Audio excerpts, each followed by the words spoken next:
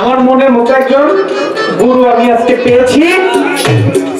তাই আমি যেহেতু শিষ্য, আমার শিষ্যদের একটা কর্তব্য আছে, আমি সর্বপ্রথম আমার গুরুর চরণে একটা ভক্তি দিতে।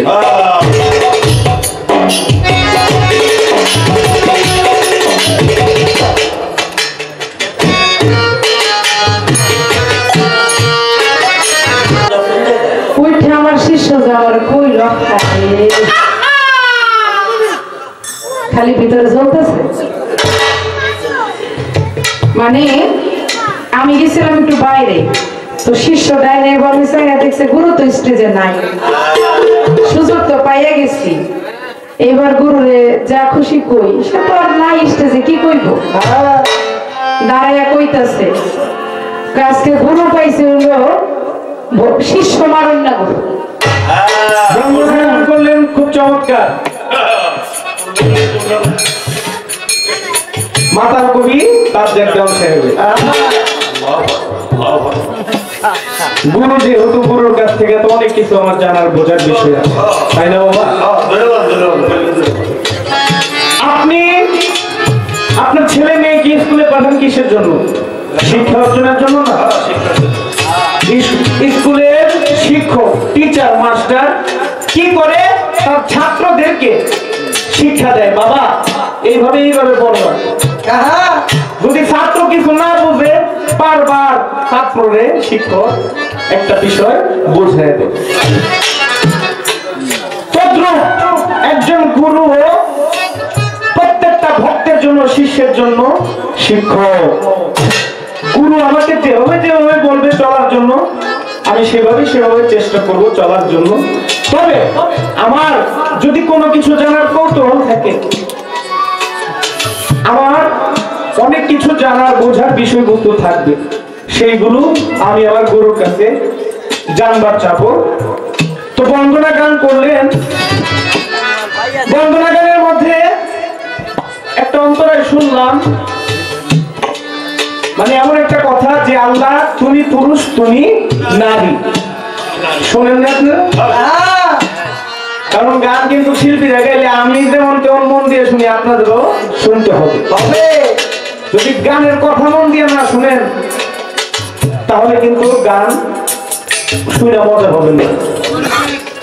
তুমি পুরুষ তুমি নারী কাকে বলা হয়েছে? মহান স্রষ্টা মহান আল্লাহকে বলা হয়েছে। পবিত্র কোরআনের সূরা ফাতিহা,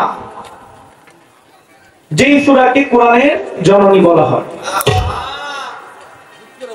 বিসমিল্লাহির রহমানির রহিম, আলহামদুলিল্লাহি রাব্বিল আলামিন, আর রহমানির রহিম, মালিক ইয়াউমিদ্দিন। আমার কথা রয়েছে এই জায়গায়।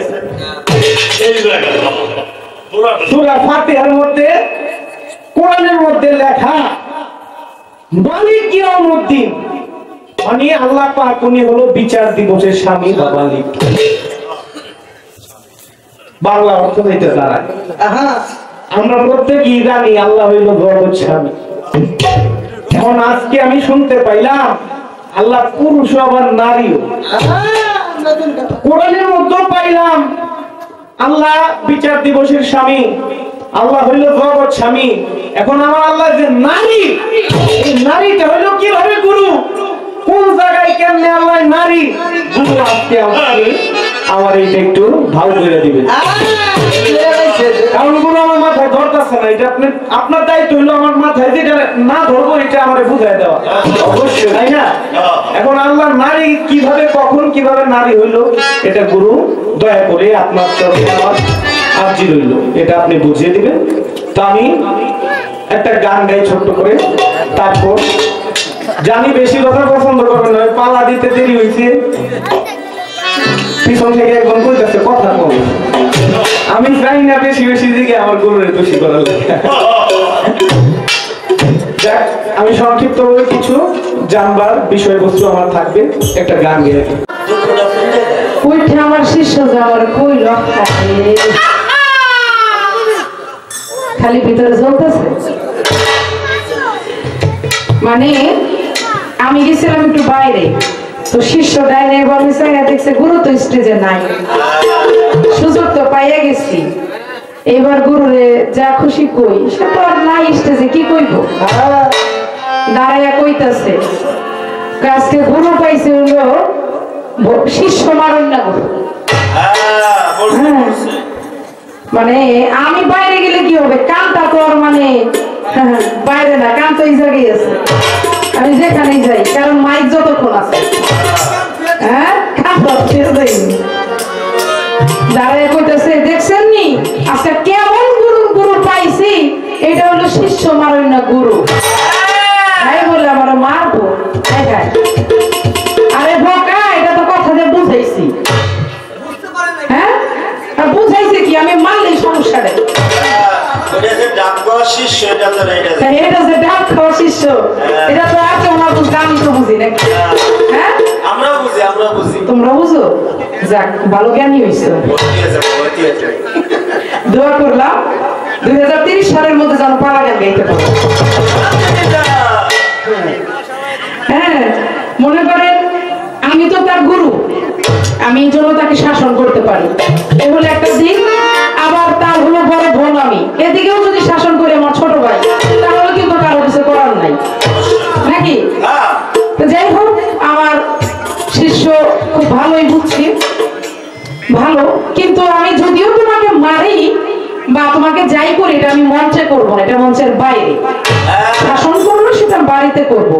আর শিষ্য হিসেবে যে এই যে কথাটা বললা যে সে আমাকে জ্বালাবে পোড়াবে, হ্যাঁ, তুমি যদি তোমাকে আমি জ্বালা পোড়া না দেই, তোমাকে যদি আমি পুরো আঙ্গারে না করি, তুমি খাঁটি কিনা, তুমি শিষ্য টিকবা কিনা, এটা বুঝবো কি করে?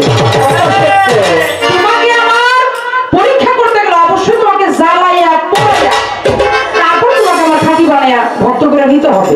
তাছাড়া সম্ভব না। এটা তো আমার কথা না, এটা হচ্ছে একটা ধারাবাহিকতা, এটা শিষ্যর প্রতি গুরুর একটা ধারাবাহিকতা, এটা বুঝতে হবে।